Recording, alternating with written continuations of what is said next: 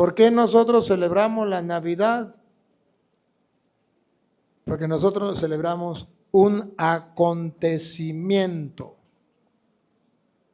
Nosotros celebramos un acontecimiento. Nació el Redentor, dice la canción. Nació el Redentor, nació. Eso lo celebramos, que ha nacido el Mesías.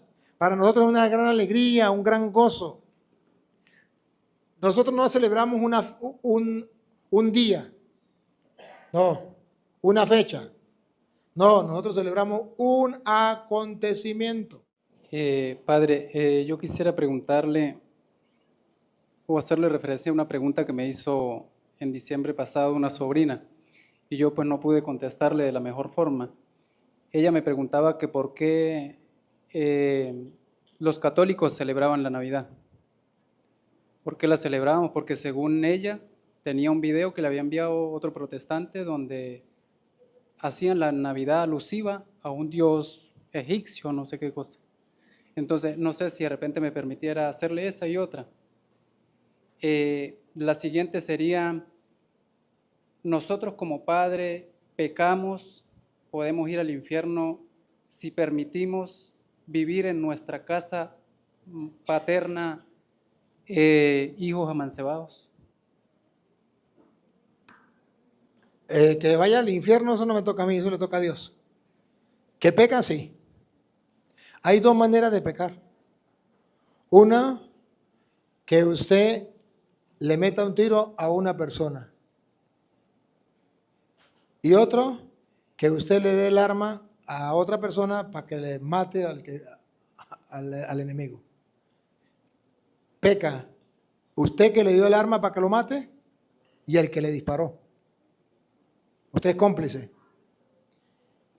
En ese pecado es pecado su hijo que vive en concubinato y usted es cómplice porque usted le presta la casa para que cometan el pecado ahí. Si ellos quieren pecar, que lo hagan en un hotel, en otra casa, pero no en su casa. En su casa pueden ir a vivir él solo. Pero un día va a llegar con ella, perfecto, no la va a sacar corriendo. Arregla un cuarto para ella y otro cuarto para él. Pero no, yo queremos vivir juntos, váyanse a un hotel. Aquí mando yo. Pero usted no debe ser cómplices. Es un pecado. Padre, pero ya tenemos el hijo y no sabíamos que era pecado y lo tenemos en la casa. Perfecto. ¿Qué pueden hacer? Decirle, mira, hijo, esto es pecado. Mostrarle, por ejemplo, Hebreos capítulo 13, versículo 4, donde dice que eso es un pecado a los ojos de Dios, que todos tengan por gran estima el matrimonio, porque a los fornicarios y a los adúlteros Dios los aborrece. Usted le dice, mire, esto es un pecado, esto no es correcto. Yo quiero que ustedes tomen una decisión. ¿Se casen o se separen? Papá, yo casarme no pienso. Pues entonces sepárese. Pues separarme tampoco pienso. Pues entonces vete a otra casa. Vete a otra casa. Le doy 6 meses, 1 año para que usted arregle. Porque buscar una casa de un día para otro es difícil. Le doy 1 año. Si el próximo año no se casa, usted se va de la casa. Y mire que le estoy dando oportunidad. Porque tirarlo a la calle no está bien. Pero usted le va a decir, tal fecha usted se va si usted no se casa. No le estoy obligando a que se case. Le estoy diciendo que si no se casó, se va y vive en otra parte. Busque otra casita, arregla su vida. Y en cuanto a la primera pregunta que hacía, ¿por qué nosotros celebramos la Navidad? Porque nosotros celebramos un acontecimiento. Nosotros celebramos un acontecimiento. Nació el Redentor, dice la canción. Nació el Redentor, nació. Eso lo celebramos, que ha nacido el Mesías. Para nosotros es una gran alegría, un gran gozo. Nosotros no celebramos un día, no, una fecha. No, nosotros celebramos un acontecimiento. ¿Es verdad que Jesús nació? ¿Sí o no? ¿El Emmanuel, Dios con nosotros, es verdad que vino al mundo? Sí, pues se partió la historia en dos, antes de Cristo y después de Cristo. Entonces nosotros celebramos ese acontecimiento. ¿Por qué lo celebramos el 25 de diciembre? Porque esa es la fecha en que Él nació como tal. No se sabe la fecha como tal con exactitud, pero nosotros no celebramos una fecha, celebramos un acontecimiento. ¿Por qué el 25 y por qué no el 21? ¿Por qué no el 20? ¿Por qué no en enero? Porque el 25 de diciembre, según los que saben de eso, es el día más largo del año. Es el día donde el sol brilla más. Y según la Biblia, Jesús es el lucero que nos ha nacido de lo alto, el sol que nos ha nacido de lo alto, Lucas 1:78, o allá el Apocalipsis capítulo 21, versículo, por ahí como en el versículo 15 en adelante. La nueva Jerusalén no necesitará de sol, porque el Cordero será el sol. Entonces Jesús es el sol. Y él, como la Biblia dice en Lucas 1:78 y en Apocalipsis 21, por allá como en el 15 en adelante, o del 10 comienza a hablar de la Nueva Jerusalén. Pero el Cordero que es el sol es como en el 15 o 20 por ahí, que el Cordero que es el sol, que nos va a iluminar.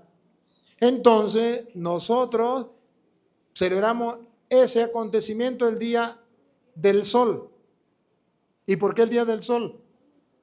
Porque los paganos celebraban el Dios más grande el primer día de la semana.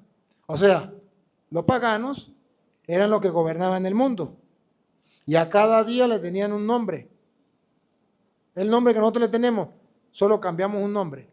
A ver, el primer día lo celebraban al Dios Sol. El segundo día a la luna, diosa luna. El tercer día al dios Marte, el cuarto día, dios Mercurio. Quinto día, Júpiter, Venus y Saturno. Cada día a un dios. Pero el dios más grande de los paganos era el sol. Por eso el primer día de la semana, todavía en inglés, suena así como Sunday, o yo no sé cómo le dicen, ¿no? Pero día del sol. Y para nosotros los cristianos ya no es así, es domingo, día del Señor. ¿Qué le estamos diciendo a los paganos? Ustedes adoran el sol como astro y ese no es Dios. El sol que nos ha nacido de lo alto, según San Lucas 1:78, es Jesús. Ese sí es el verdadero sol, esa es la luz del mundo. Entonces, ¿ustedes quieren adorar a Dios? Ese Dios es Jesús. Y el 25 de diciembre, que ellos adoraban al Dios grande, que era el sol astro, los cristianos le dicen, no, ese no es el Dios grande es Jesús. Ahora ustedes van a adorar a Jesús. Y por eso se pone el 25 de diciembre para decirle al mundo entero que el Dios más grande es Jesús. Y celebramos la Navidad porque es un acontecimiento que nos ha llegado el Dios. Entonces, los protestantes no lo saben y escuchan cantar el gallo y no saben dónde. No saben por qué lo celebramos el 25 de diciembre, porque es el día del Dios más grande. Y el Dios más grande es Jesús. Es el Dios grande, soberano de todos los dioses, tiene sus manos en la cima de la tierra, son suyas las cumbres de los montes, suyo es el mar porque lo hizo, la tierra firme que modelaron sus manos, Salmo 94. ¿A otra preguntita? Allá. ¿Usted me dice hasta qué hora, hermano Alessandro? Mi pregunta es, ¿cuál es el basamento de la Iglesia para hablar del purgatorio?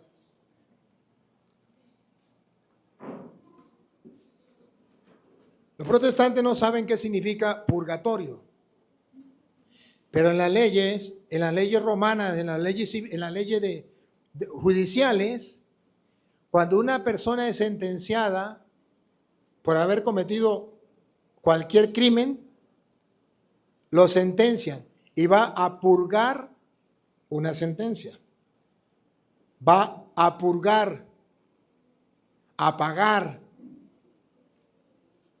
Y de ahí viene la palabra purgatorio, por lo que es las leyes ¿cómo es? De abogados, de leyes civiles, bueno, las leyes, que significa purgar una sentencia. Usted cometió un error, usted va a purgar. Ahora, basamento bíblico. Jesucristo dice que si nosotros fallamos, vamos a ser como igual a las leyes civiles.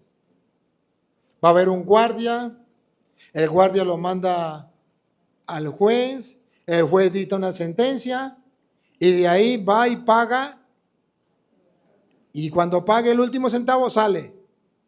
Entonces en las leyes civiles se llama purgar, y ahí viene la palabra purgatorio, y eso está en Mateo capítulo 5, versículo 25, lo vamos a escuchar. ¿Cómo sabemos que es purgatorio y no el infierno? Porque del infierno nadie sale. ¿Cómo sabemos que es el purgatorio y no es el cielo? Porque en el cielo usted no va a pagar, no va a purgar. Escuche. Trata de llegar a un acuerdo con tu adversario mientras van todavía de camino al juicio. ¿Captan? Mientras estamos aquí en la tierra, vamos de camino al juicio. ¿Quién es el juez? Dios. Vamos camino al juicio. Y tenemos que arreglar con el adversario aquí en la tierra. Vamos camino al juicio. ¿O prefieres que te entregue al juez? Aquí está el juez. Está hablando de las leyes civiles. Hay un juez. ¿Y el juez a los guardias? Está hablando, pone el ejemplo de lo civil, que la gente capte a los guardias. ¿Que te encerrarán en la cárcel? Ahí se llamaba purgar una sentencia. Entonces usted va a la cárcel. ¿A qué? A purgar, a pagar. Nosotros en castellano, así, que no somos nada no sabemos de leyes, decimos va a pagar. Los de leyes dicen a purgar una sentencia. En verdad te digo, Si es en verdad, no hay mentira. Hay que creerlo. no saldrás de allí hasta que hayas pagado hasta el último centavo. Sí saldrá.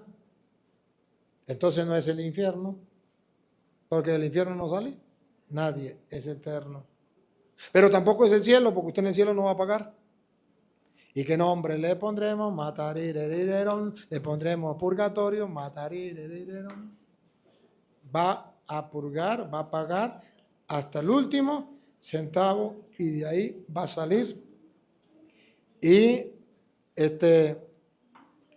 la primera de Corintios, capítulo 3, versículo 13, dice que una persona que haya portado mal, que haya hecho las cosas incorrectas, puede salvarse, pero después que haya pasado por el fuego. Y a eso llamamos purgatorio. Un día se verá el trabajo de cada uno. Será público en el día del juicio, cuando todo sea probado por el fuego. El fuego, pues, probará la obra de cada uno.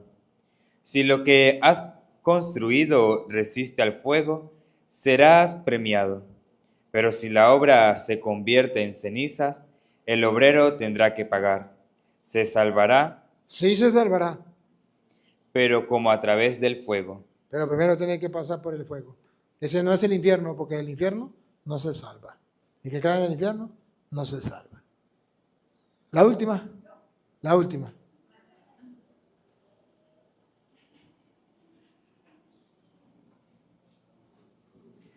¿Así? Padre, yo tengo una hermana que es protestante y ella, en toda la familia somos católicos, pero es la única protestante que hay y ella dice que se quiere bautizar, que se va a venir a bautizarse aquí en Venezuela por lo evangélico. ¿Qué pasa con esto?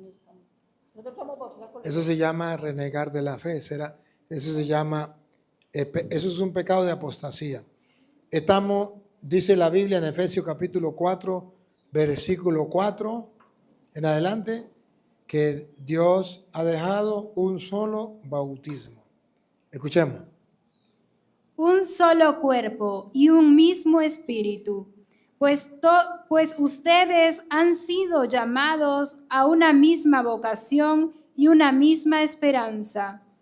Un solo Señor, una sola fe, un solo bautismo. Un solo bautismo. Efesios 4:4 en adelante. Un solo Señor, un solo cuerpo, un solo espíritu, un solo Señor, una sola esperanza, una sola fe, un solo bautismo. ¿Y se va a bautizar a otro lugar? Entonces se llama apostasía, renegar de la fe. Y eso es un pecado. Bueno, La otra es sobre la Navidad. ¿Qué es lo que en realidad uno debe festejar de la Navidad? Ya que no sé de cuánto tiempo para acá exactamente, pues se festejan muchas cosas que en realidad no son la Navidad, que ya está todo confundido y hay tantas costumbres, que el arbolito, que el pavo, que los piñatas, los cohetitos, y a veces se olvida uno de lo en realidad especial. Y he escuchado, he investigado en internet y así, que así cosas mundanas, bueno, y quiero saber como cuál es lo correcto, qué es lo correcto. ¿Por qué es ese día? He mirado en internet mucho sobre, cuando estaba investigando sobre la Navidad, que muchos decían, no, pues que ese no es el día cuando nació, que sí, ¿por qué se hace ese día? lo de Navidad. Nosotros celebramos el nacimiento del niño Jesús. ¿Qué celebramos? Que todo un Dios se hizo hombre y que quiso hacerse como un niño. Esto es lo que nosotros celebramos. Al celebrarlo, no podemos dejar, sí, confundirnos con las cosas mundanas que nos quieren robar el sentido. ¿Para qué nos reunimos? ¿Para qué? Tenemos que estar claros, para celebrar el nacimiento del niño. Para eso. Esto lo festejamos. Ahora, ya hay otras cosas que nos quieren meter, por ejemplo, el espíritu de la Navidad, que nos aleja de lo que es el centro de la Navidad. Lo que ella dice, muchas personas le dan más importancia al arbolito que al pesebre, que lo que estamos celebrando. Otra persona le da importancia a las fiestas mundanas, que a la fiesta religiosa como tal. El 24 de diciembre la gente está tomando licor, está de parranda, no va a misa. ¿Qué está celebrando? Navidad. ¿Qué es eso, Navidad? ¿Tomar licor? ¿Andar de parranda? No. Eso hay que purificarlo. Y eso es claro. Si nosotros no lo vivimos, no vamos a enseñar a otros a vivirlo. Pero los católicos tenemos que vivirlo. Y de ir despojándonos de las cosas del mundo para darle mayor peso a lo que estamos celebrando, mayor importancia, y enseñárselo a los niños. ¿Por qué es ese día?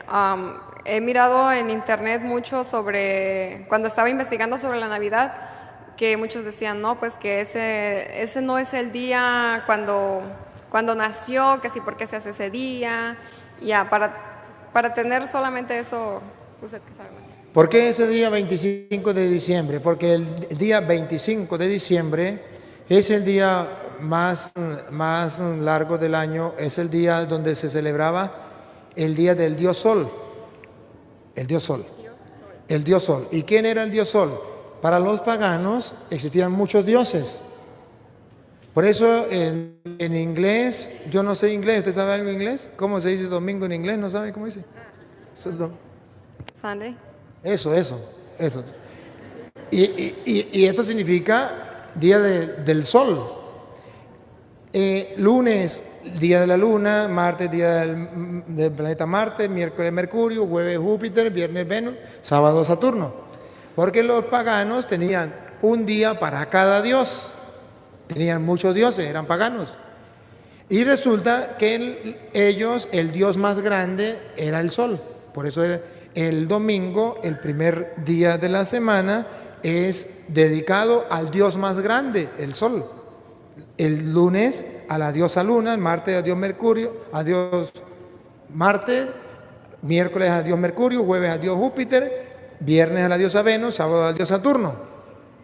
Cuando vienen los cristianos tienen que evangelizar el mundo pagano, porque recuerde que los cristianos eran un grupito de 12 apóstoles y fueron creciendo, y cuando vayan creciendo se encuentran con un mundo pagano. ¿Qué hacemos con ese mundo pagano? Ya tienen ese mundo pagano, ya tiene el calendario, ese mundo pagano ya tiene los meses del año, ese mundo pagano ya tiene los días de la semana. ¿Qué hacemos con ese mundo pagano?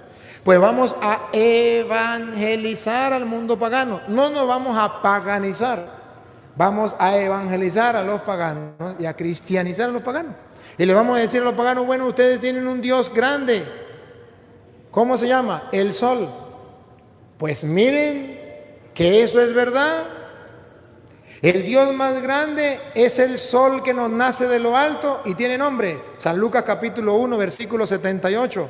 El Dios más grande es Jesús.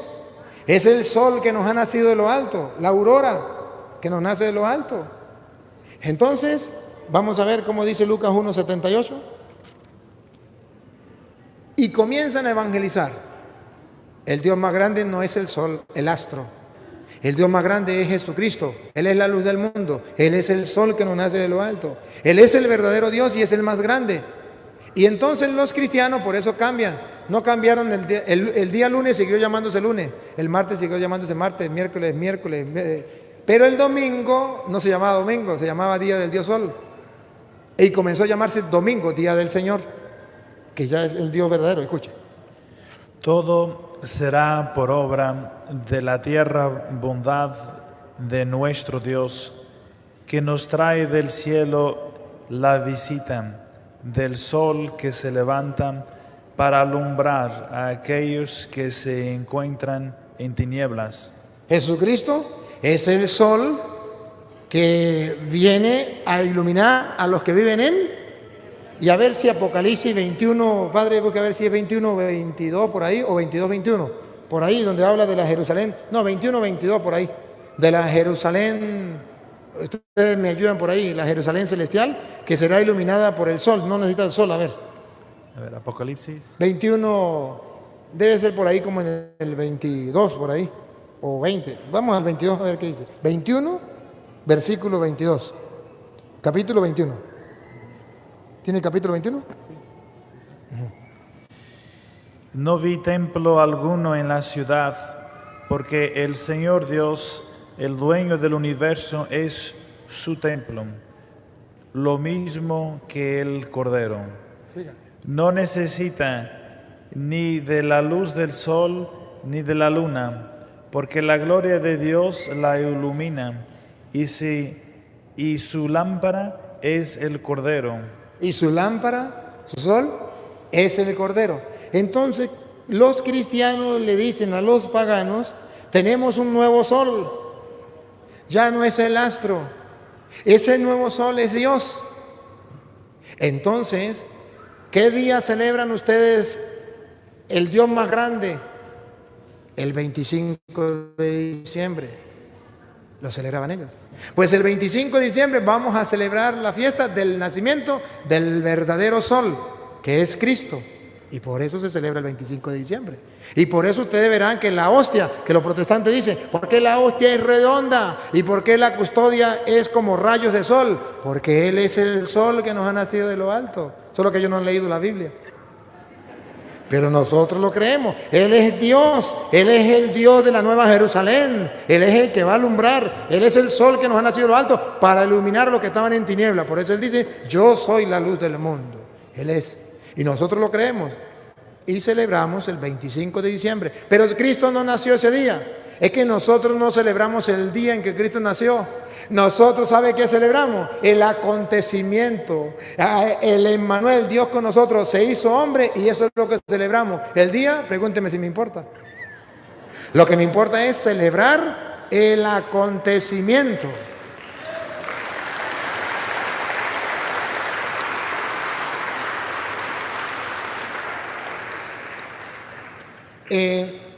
Incluso también, por ejemplo, en la Semana Santa, los protestantes dicen, ¿por qué la Semana Santa cae en marzo y en otro tiempo en abril? ¿Por qué? Porque nosotros no celebramos el día como tal, nosotros celebramos el acontecimiento. La fecha como tal, no, el acontecimiento. Jesús murió el Viernes Santo y resucitó el domingo. Ese acontecimiento lo celebramos. No importa que sea, la fecha cambie. Necesitamos es el acontecimiento. Lo que nosotros creemos. Sucedió que Él nació y nosotros lo celebramos. Que Él murió para salvarnos a nosotros y Él resucitó y nosotros lo celebramos. Eso es lo importante. La tercera era la de... la tercera pregunta, ¿sí la recuerda? No. Que si la cita de la Biblia donde dice que es más fácil que entre un camello por el ojo de una aguja que un rico al reino de los cielos. Ya. Sí. Cuando Jesús dijo que es más fácil que un camello entre por el hueco de una aguja, a que un rico se salve, los apóstoles dijeron, ¿y entonces quién se salvará? Y era precisamente porque a un rico le cuesta mucho desprenderse de sus riquezas. Eso está, cuando a un rico le cuesta mucho desprenderse. San Lucas capítulo 18, a ver padre si es el versículo 18 por ahí. San Lucas 18, si mal no recuerdo.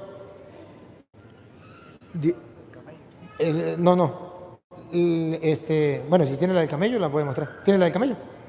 ¿Cuál es la del camello? 10. ¿Capítulo qué y versículo qué? Empezando el 23. ¿Capítulo qué? Capítulo 10, versículo 23. Entonces Jesús, mirando alrededor de él, dijo a sus discípulos, que difícilmente entrarán en el reino de Dios los que tienen las riquezas. Los discípulos se sorprendieron al oír estas palabras, pero Jesús insistió, hijos míos, qué difícil es entrar en el reino de Dios. Es más fácil para un camello pasar por el ojo de una aguja que para un rico entrar en el reino de Dios. Y si miramos un poquito más atrás, padre, de eso, un poquitico más atrás, ahí mismo, ¿de qué estaba hablando Jesús cuando dijo eso? ¿Las bienaventuranzas no están por ahí? ¿Qué dice aquí? Aquí, ¿dónde está? ¿Cuál era? Ahí dice Jesús y el joven rico. El joven rico, ahí está. Ajá. ¿Ese qué capítulo es? ¿Qué libro es? Marcos. Usted está leyendo de Marcos. Es que yo me lo sé en San Lucas. Bueno, no importa, léalo ahí en San Marcos. En San Lucas en el capítulo 18. Pero aquí está en San Marcos, no importa, léalo. Aquí, ¿por qué Jesús dijo eso? Vamos a mirar el contexto, ¿por qué lo dijo? Empezando acá arriba. Sí. Jesús estaba a punto de partir cuando uno corrió a su encuentro, se arrodilló delante de él y le preguntó, Maestro bueno, ¿qué tengo que hacer para ganar la vida eterna? Jesús le respondió, ¿por qué me llamas bueno? Uno solo es bueno y ese es Dios. Y ya conoces los mandamientos, no matas, no cometas adulterio, no robes, ni digas cosas falsas de tu hermano, no seas injusto, honra a tu padre y a tu madre. El otro contestó, Maestro, todo esto lo he practicado desde muy joven. Jesús lo miró, sintió cariño por él y le dijo, solo te falta una cosa, vende todo lo que tienes, dale a los pobres y así tendrás un tesoro en el cielo. Después ven y sígueme. Cuando el otro oyó estas palabras, se sintió golpeado porque tenía muchos bienes y se fue muy triste. ¿Por qué Jesús dijo que es más fácil un camello entre por el hueco de una aguja que un rico se salve? Porque un rico puede ser una persona muy chévere, muy buena gente, pero le cuesta mucho meter la mano en el bolsillo. Sí, le cuesta mucho. Porque es más fácil tratar de cumplir la ley que ser caritativo con las demás personas. Y la mayoría de ricos se conforman con decir yo soy bueno. Sí, yo no mato, yo no robo. Pero ven incluso los mismos familiares que están sufriendo y no son capaces de ayudarle. Ven a los vecinos que se están muriendo de hambre y dicen, no, yo no tengo obligación, no es de mi familia, yo no tengo obligación de darle. Puede. ¿Cuántos ricos pueden, por ejemplo, echarle la mano a uno que venga de otro país y llegó a Estados Unidos y no tiene cómo comprar una casa o cómo pagar los biles, que llaman, algo así? Bueno, ¿y cuántos pudieran echarle la mano y no son capaces de hacerlo? ¿Por qué? Porque queramos o no queramos, el dinero ha pasado a ser el Dios de este mundo. Y entonces el hombre tiene el corazón apegado. Este hombre, este joven rico, había cumplido todos los mandamientos. Y Jesús lo miró y dijo, te falta una sola cosa para entrar al reino de los cielos. Vende lo que tienes y dale el dinero a los pobres y tendrás un gran tesoro en el cielo. Y el hombre se fue porque era muy rico. O sea, que el rico tiene su corazón apegado a las riquezas. Su confianza es el dinero. Sin el dinero no es nada. Sin el dinero se acabó. Sufre. Su alegría está en el dinero, sus esperanzas en el dinero, su confianza en el dinero, su seguridad en el dinero. El día que te desprendas del dinero, se acabó la seguridad, se acabó la confianza. ¿En quién va a tener confianza? Jesús quiere que se desprenda de la confianza del dinero y ponga la confianza en Dios. Que se desprenda de la seguridad del dinero y ponga su seguridad en Dios. Y por eso Jesús dice, es más fácil que un camello entre por el hueco de una aguja a que un rico se salve. Y no se refiere a la aguja de la mujer coser.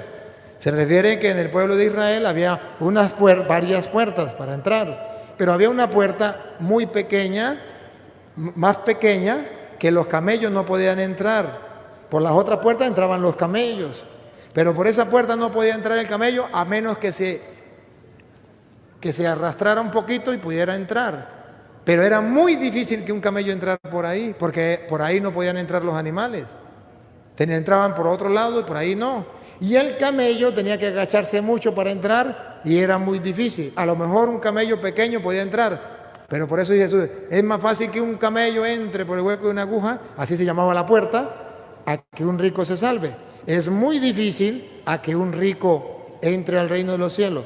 ¿Por qué? Por el amor al dinero. Ya sé que algún rico me puede decir, padre, es que no es malo ser rico. Lo malo es darle el corazón a las riquezas, apegarme a las riquezas. Yo soy rico, pero yo no me apego a las riquezas. Te felicito. Ahora voy a hacer un examen para ver si pasa la prueba. ¿Hay algún pobre en su familia que necesite una casita y que usted pueda ayudarle? Sí. ¿Por qué no le ayuda? Porque tiene el corazón apegado a la riqueza. Una cosa es lo que dice y otra cosa es lo que hace. ¿Hay algún hermano que le haya pedido una ayuda para algo? Sí. ¿Se la ha negado? Sí, pero es que yo creo que ese de verdad no necesita. ¿Será que de verdad no necesita o que usted es agarrado, más agarrado que una viejita en moto? ¿Qué pasará? Cuando Jesús dijo eso es por algo. Llamemos esto así, Cristo era rico, es el Hijo de Dios, toda la riqueza. Y siendo rico se hizo pobre, al punto que cuando murió en la cruz no tenía nada. Lo único que tenía era su madre y la regaló. La diferencia entre Cristo y los cristianos es que los cristianos, siendo pobres, queremos ser ricos. ¿Por qué usted ha abandonado la familia y le ha dedicado todo el tiempo al trabajo y ha descuidado a la esposa y los hijos?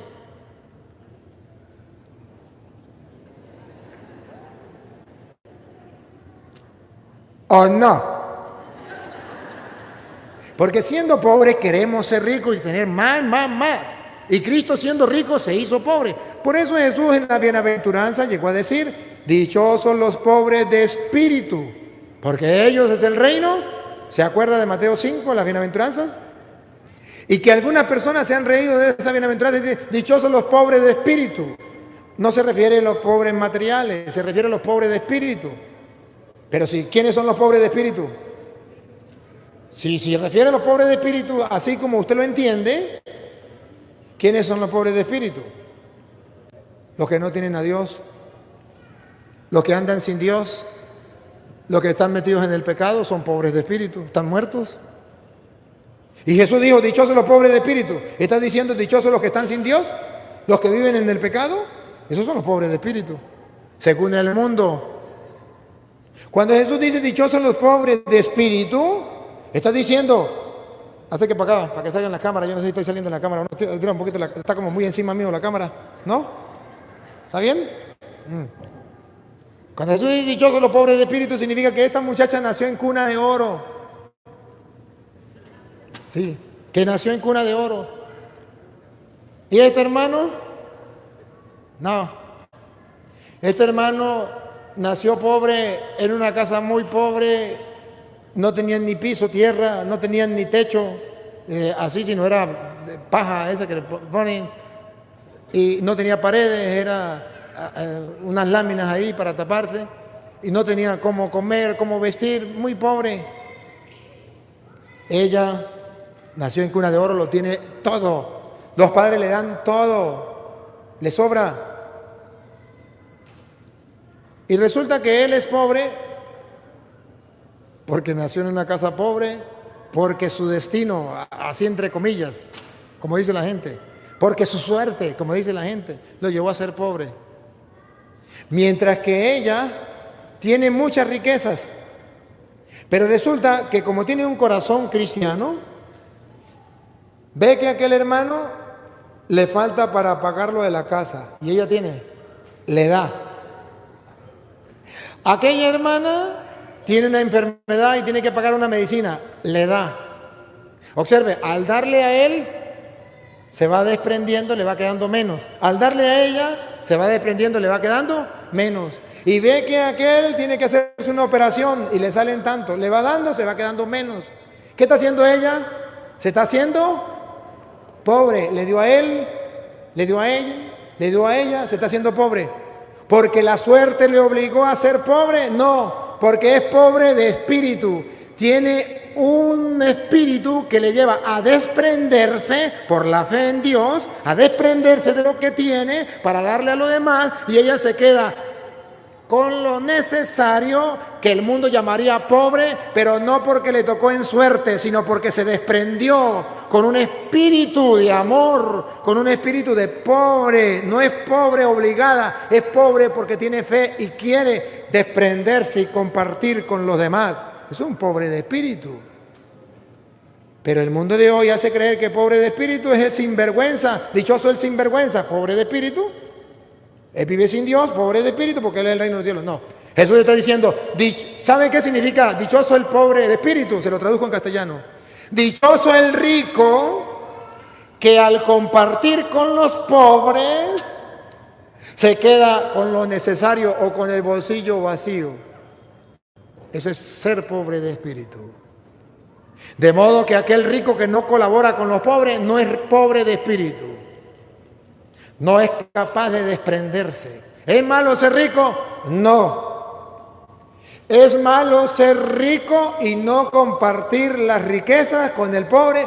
Sí. Ese rico no entrará en el reino de los cielos. El rico que tiene y de lo que tiene, dice, esto para mis hijos, para mi hogar, para mi familia. Y esto, en vez de almacenarlo en el banco y en vez de abrir un hueco y sembrarlo allí, dice, esto es para los pobres. Y yo quisiera que lo iluminara la palabra del Señor. En Isaías capítulo 1, versículo 13 en adelante. Del 13 en adelante, Isaías 1. Que viene a reclamarle al pueblo de Israel que le ofrece esto, que le ofrece aquello, que le ofrece aquello. ¿Y qué pide Dios en realidad? Isaías capítulo 1, versículo 13 en adelante.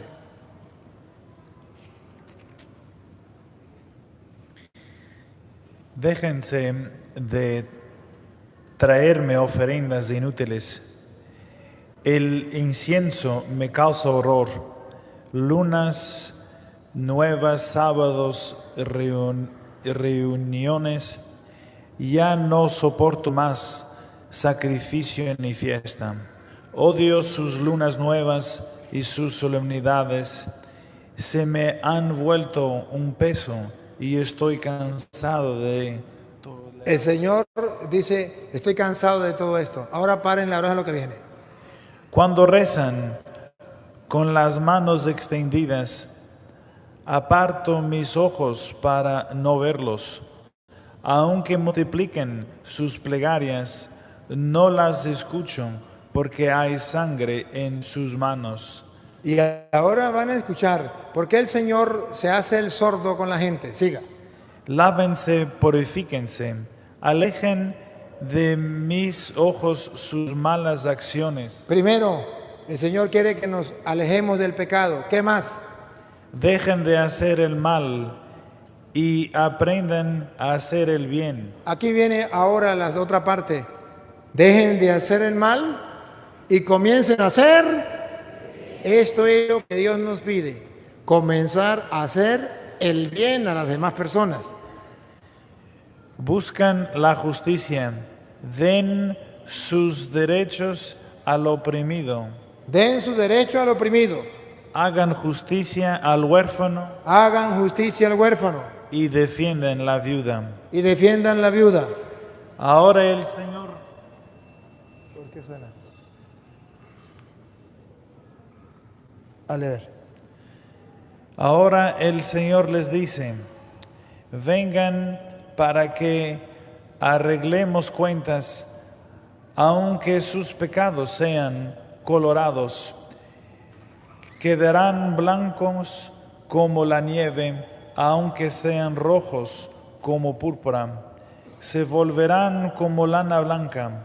Cuando usted y yo practicamos la caridad con el huérfano, con la viuda, con el necesitado, cuando le hacemos el bien a esta persona, ¿quién era el huérfano en el Antiguo Testamento? ¿Quién era la viuda? Los más pobres, los más necesitados. Cuando usted y yo nos apartamos del mal y comenzamos a hacer el bien, ayudar al huérfano, al forastero, a la viuda, en castellano, al pobre necesitado, dice el Señor, vengan, venga, aunque sus pecados sean rojos, Dios le hará su alma blanca como la nieve. Por eso la iglesia dice que tenemos que aprender a hacer obras de caridad, y por eso Jesús dice a los ricos, gánense el reino de los cielos con las riquezas mal habidas. Gánense, atesoren tesoros en el cielo. Es que el ser humano ha llegado a la mentalidad mundana. ¿Cuál?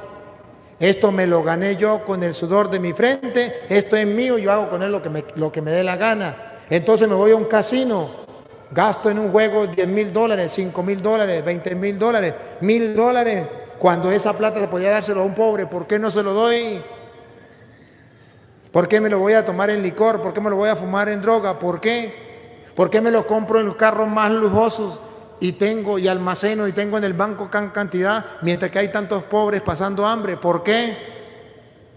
Porque no tiene un corazón de carne, porque no ha practicado la misericordia, porque no ha practicado las obras de caridad. Entonces dice Jesús, muy difícil, aunque haya cumplido los mandamientos, esa persona muy difícil entrará en el reino de los cielos. Qué triste. Y saber que hay muchos católicos que están en esto. Y saber que hay muchos católicos que ven sufrir al otro, que ven pasar hambre al otro y no es capaz de hacer nada. Miren ustedes, el mundo de hoy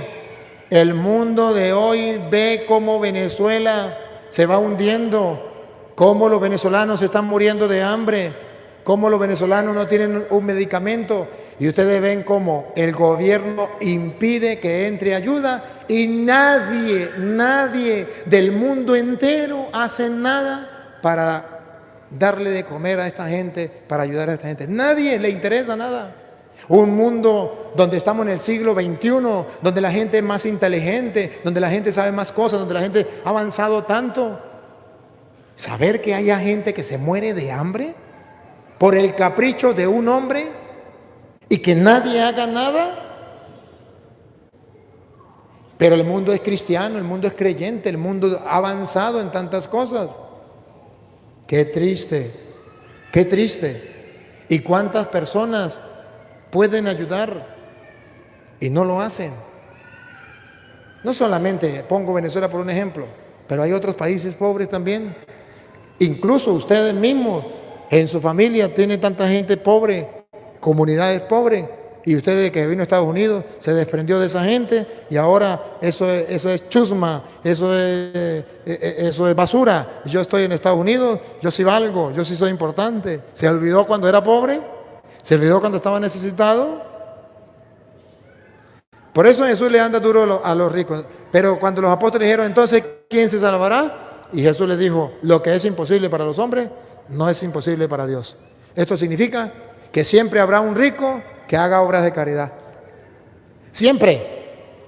A pesar de que hay muchos ricos agarrados que se mueren con toda su riqueza y bajan a la tumba y no se llevan nada, sin embargo hay ricos que sí son capaces de colaborar, ayudar mucho a las otras personas. A esos ricos les felicito. Ustedes son la excepción de esos camellos que no pueden entrar por el hueco de la aguja. Ustedes sí pueden entrar, así que no se preocupen. Pero si ustedes son ricos y no colaboran, y no, pero padre, ¿y quién es un rico? El rico es aquel que tiene y le queda un poquito más. O sea, ella puede ser más rica que yo más rico que ella. Cuando hay una persona que tiene necesidad y yo tengo cómo suplirle, yo soy rico. Aunque no tenga millones de dólares. ¿Quién es el rico? El que tiene y le sobra para darle a otro. ¿Para qué le sobra? Para que le dé a otro. Pero padre, si yo le doy a otro me quedo sin nada, yo tengo que pensar en el futuro. Ahí es cuando Jesús dice, no se preocupen por el mañana. Dios alimenta a los pájaros, cuida las flores, no va a cuidar más de ustedes. Pero si yo doy, por ejemplo, a esta madre de familia sola que no tiene y le ayudo a su hijo que está enfermo, yo me quedo la platica que tenía ahorrada para ayudar a mis hijos más adelante a una necesidad, me quedo sin nada. No se preocupe, que si usted lo hizo por Dios, Dios se dio cuenta. Usted le está haciendo un préstamo. Mañana cuando su hijo caiga enfermo, Dios le pagará eso con otra persona que llegará y le dirá, doña Petra, aquí tiene esto, y le da más de lo que usted le dio a esa persona. Porque Dios dice, déjeme usar esto así, no lo dice Dios, pero yo digo, guarde leche para cuando haya pan, o guarde pan para cuando haya leche, porque a mí me gusta la leche y me gustaba mucho el pan y por eso me lo aprendí. Es decir, yo tengo que hacer obras de caridad hoy aquí, y esta caridad que yo haga con esa mujer, mañana lo van a hacer conmigo. Esa caridad que yo haga con ese niño, mañana lo van a hacer con mis hijos o con mi nieto, otra persona. Porque Dios no se dejará ganar en generosidad. A lo mejor usted mañana no esté cuando su hijo esté necesitado. A lo mejor su hijo voló para otro lugar, para otro país, pero Dios no olvidará esa obra de caridad que usted hizo aquí. Mañana a esa persona, a su hijo, otra persona le va a hacer la caridad. Y usted va a decir, ¿y cómo fue? Pues lo que usted siempre recoge. Usted una vez lo hizo con alguien, ahora Dios se lo recompensa. Por eso, cuando hagan algo, no espere que esa persona le pague. Esa persona no tiene cómo pagarle. ¿Sabe quién le va a pagar? Dios. Él es el papá y Él va a responder por esa persona. Y cuando usted lo necesite, Dios le va a decir, en aquel tiempo usted hizo esto, ahora aquí tiene su recompensa.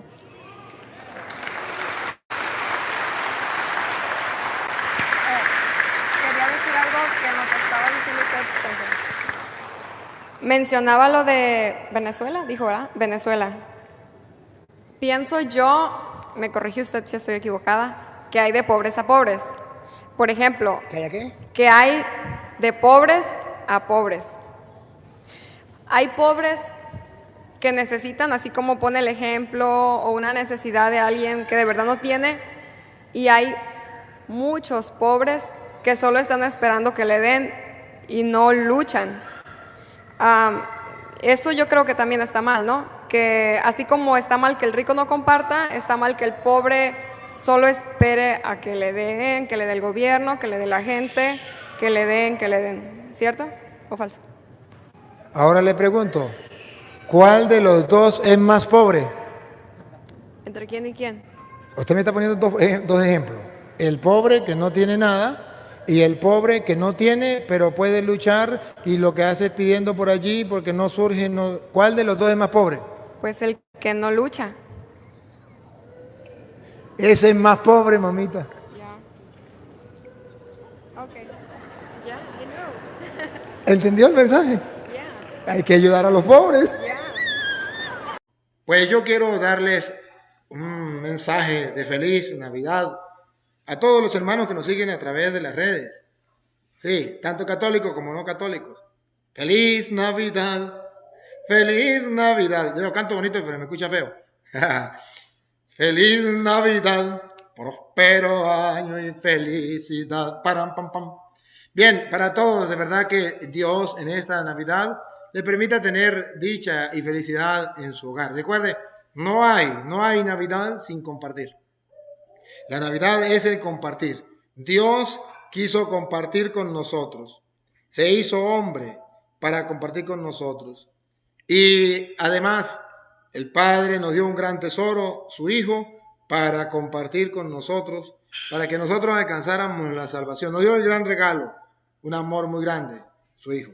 Nosotros también tenemos que compartir con los demás, aprender a compartir con todos los hermanos.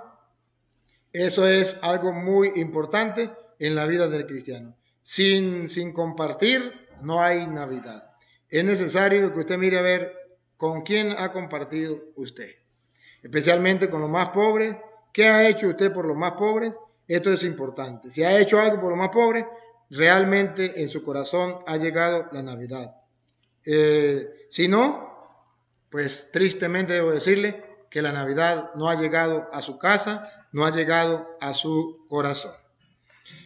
Luego, algunas personas, voy a aclarar algunas cositas antes yo sé que algunos me están preguntando por allí, de los que no son hermanos de la Iglesia Católica, señor cura, ¿y ustedes por qué celebran el 25 de diciembre? ¿Dónde dice la Biblia que Jesucristo nació el 25 de diciembre? No, la Biblia no dice que Jesucristo nació el 25 de diciembre. Debo decirle, y escúchenme bien, centren la atención y si quieren retrocedan otra vez el video después que yo diga las palabras para que la escuchen mejor. Escúchenme bien, hermanos separados, escúchenme bien. Nosotros, los católicos, no celebramos una fecha. No, nosotros no celebramos una fecha. Se lo repito. Y ahí está el error de los hermanos separados. Sobre todo los testigos de Jehová que nos insultan bastante por eso. Grábenselo bien. Nosotros, los católicos, no celebramos una fecha.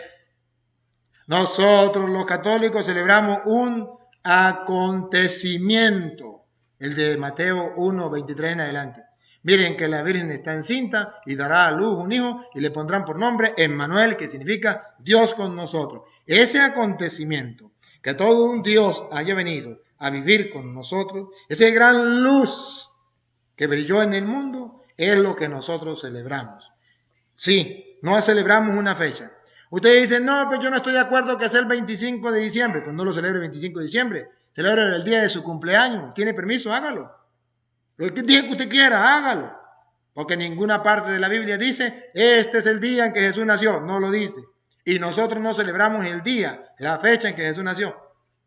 Nosotros celebramos el gran acontecimiento en que una luz resplandeció en una sombra. El mundo vivía en sombra, en tinieblas, y una luz apareció. Eso lo celebramos nosotros. Eso es lo que nosotros creemos por Navidad. Celebramos el gran acontecimiento que todo un Dios ha venido a salvarnos a nosotros. Ahora, algunos pueden preguntarse, ¿y por qué lo hacen? ¿Por qué los católicos lo hacen el 25 de diciembre? Óiganlo, escúchenlo y entiéndanlo para que no juzguen, ni critiquen, ni maldigan a los católicos. Óiganlo bien. Se celebra el 25 de diciembre porque el 25 de diciembre se celebraba el nacimiento del Dios más grande. Entiéndeme bien, el Dios más grande de los paganos, que era el sol. El Dios más grande de los paganos era el sol. Y se celebraba el acontecimiento de que el Dios más grande nacía para los paganos. Y el Dios más grande era el sol. Cuando los cristianos llegan y se encuentran en ese mundo pagano, y dicen que el Dios más grande es el sol, los cristianos dicen, un momentico, el Dios más grande no es el sol, el Dios más grande es Jesucristo. Y según dice San Lucas capítulo 1, versículo 78, Él es la luz, la aurora, el sol que nos ha nacido de lo alto.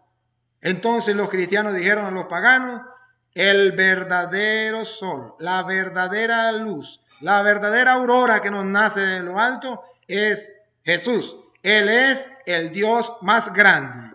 Quiten el sol. Ese no es el Dios más grande. El Dios más grande es Jesús.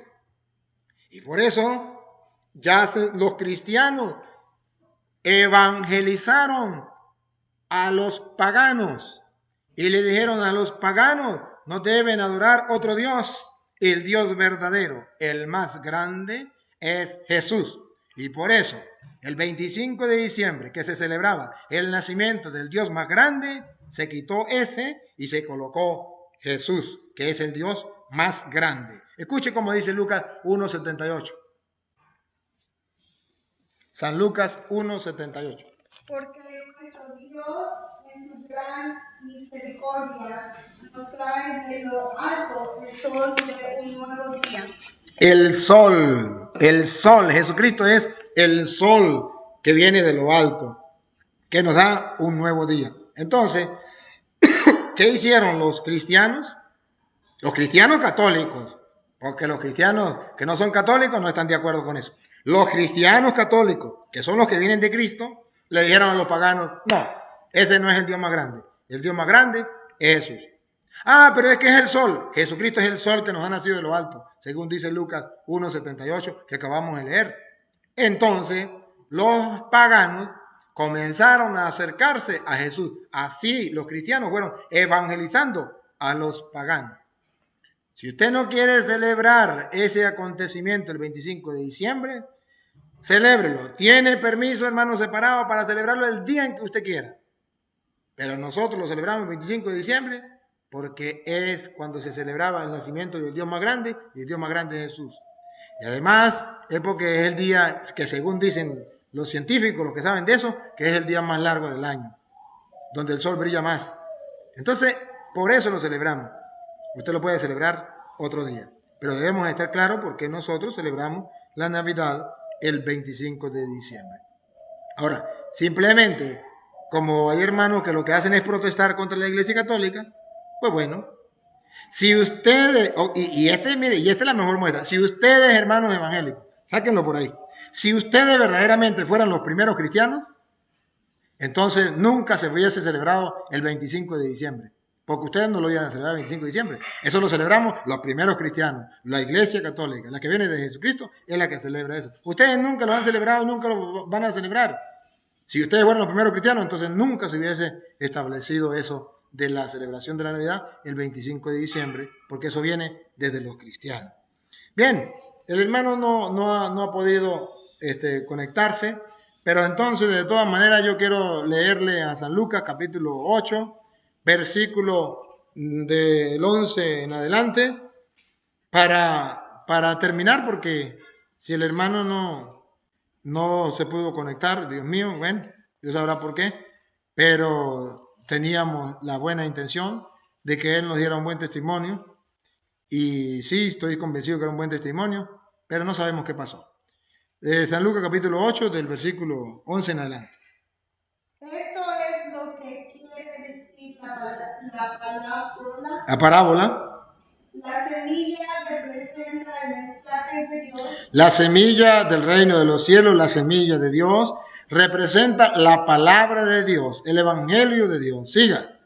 Y la parte que cayó por el camino. Y la parte que cayó en el camino. A ver, ustedes vayan observando. Yo predico la palabra de Dios y ustedes han visto todos los videos. Analicen los mensajes que nos escriben y analicen la parte que cayó a lo largo del camino. Siga.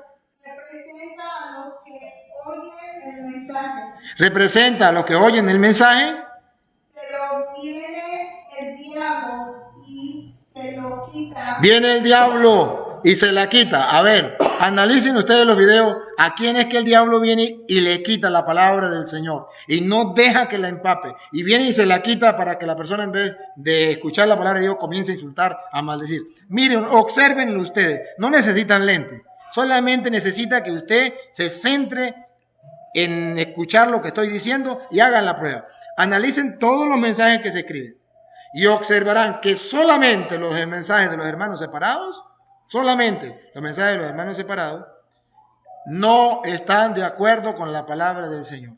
Porque dice la Biblia que cuando se predica la palabra de Dios, viene el diablo y se la roba. Eso es el terreno a lo largo del camino. ¿Y por qué se la roba? Oigan lo que viene.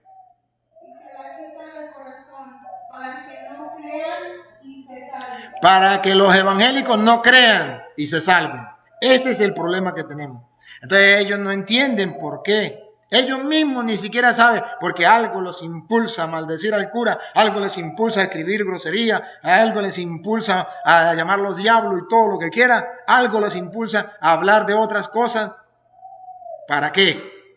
Para distraer a la gente y para que la palabra de Dios no haga eco en su corazón y para que no crean y se salve. Así es Satanás, así juega Satanás. Y observen cómo se cumple esta palabra, se cumple clarito. Y para la muestra un botón, los reto. Revisen los mensajes de los evangélicos. A ver si no es así. Los reto, hagan la prueba. Y verá cómo realmente el diablo les roba la palabra porque no quieren que crean. ¿Usted cree que los hermanos, los que están siendo manejados por el enemigo, van a creer? No. Aquellos que traen sinceridad de corazón, sí. Aquellos que vienen con el deseo de escuchar la palabra de Dios, eso sí. Y hasta se convierten. Testimonios tenemos. Pero los que no, el diablo les robó para que no crean y se salven. Repítalo. La parte que cayó por el camino representa a los que oyen el mensaje, pero viene el diablo y se lo quita. Ustedes me han preguntado, Padre, ¿por qué será que los hermanos separados escuchan y pareciera como que no entendieran qué pasa? El diablo viene y se la quita del corazón, ¿siga? Para que no crean y se salven. Para que no crean y se salven. Dichosos ustedes, hermanos, que sí quieren creer. Dichosos ustedes que sí están prestos a escuchar la palabra de Dios. Felicitaciones, me alegra. Siga, otro grupito. La semilla que cayó entre las piedras. Entre las piedras. A ver, hermanos separados, ¿qué será una piedra? Que no le entra la palabra de Dios ni por nada. ¿Qué es una piedra? Que pone su corazón así duro, duro, duro. Todo lo que diga el cura Toro no lo escucho, no lo escucho, no lo escucho, no lo escucho, no lo escucho, no lo escucho, no lo quiero escuchar, no lo quiero escuchar, no lo quiero escuchar, no lo quiero escuchar. Eso es piedra, un corazón duro como piedra. Se cierra, porque es el toro que le está predicando. Porque a ese no lo quieren escuchar. Qué triste, ¿verdad? Repítelo otra vez. La semilla que cayó entre las piedras representa a los que oyen el mensaje y lo reciben con gusto, pero no tiene suficiente raíz. No tiene suficiente raíz. La palabra de Dios no agarra raíz en ellos. Y entonces se seca. Dale. Creen por algún tiempo, pero a la hora de la prueba fallan. Siga. La semilla que cayó entre espinos. Lo que cayó entre espinos. Representa a los que escuchan, pero poco a poco se dejan ahogar por las preocupaciones. Aquí están los católicos que escuchan, pero se dejan ahogar la palabra de Dios por las preocupaciones. Siga. Las riquezas y los palacios y los placeres de la vida. Y los placeres de la vida. Entonces, las preocupaciones, la riqueza y los placeres de la vida ahogan la palabra del Señor. Muchos católicos que sí siguen. ¿Cuántos de ustedes, hermanos católicos, que nos están siguiendo? ¿Cuántos me siguen por internet?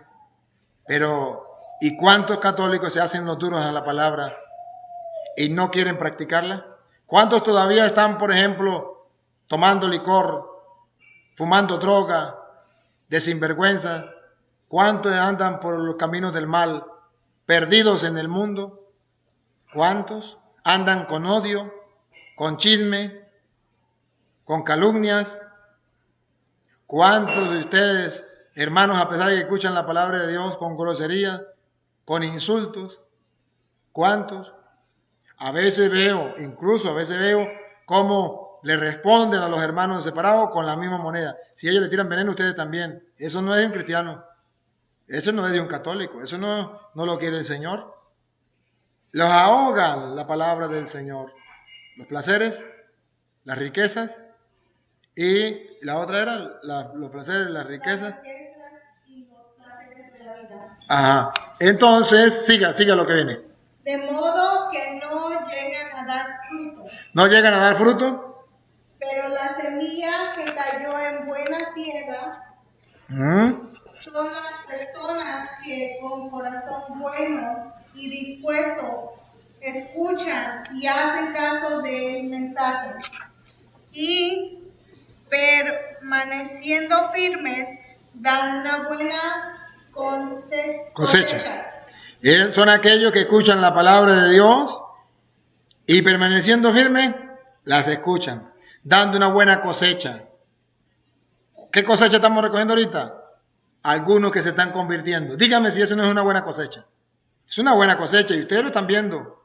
¿Por qué? Porque son tierra buena. Aquellos hermanos separados que están escuchando la palabra de Dios y se están convirtiendo, están dando fruto, una buena cosecha. El mundo se está dando cuenta. El mundo es capaz de ver que cuántos hermanos están volviendo a la iglesia, están dando fruto, una buena cosecha. Y escuche lo que viene. Nadie enciende una lámpara para después taparla con algo o ponerla debajo de la cama, sino que la pone en alto para que tenga luz los que entran. Muy bien. Entonces, esto es lo importante. Aquí hay una frase que escribe Sergio, me gusta. Existen 5 o 6 personas que de verdad odian la Iglesia Católica, pero existen millones que la odian por lo que ellos creen que es. En castellano, la odian porque no la conocen, porque creen que es una cosa que le pintaron pero que no es. Dice aquí, frase de un obispo. Gracias, hermano Sergio, me gustó mucho eso. Realmente, la mayoría de hermanos que odian la Iglesia Católica, la odian no por lo que ella es, por lo que le hicieron creer que ella era. Le hicieron creer que era la gran prostituta y es el cuerpo de Cristo. En ninguna parte de la Biblia dice que la Iglesia Católica es la gran prostituta. Dice que la Iglesia es el cuerpo de Cristo, pero a ellos le hicieron creer que era la gran prostituta. La Biblia dice que es la esposa de Cristo y los protestantes dicen que es la gran ramera. Entonces, le hacen creer cosas que no son.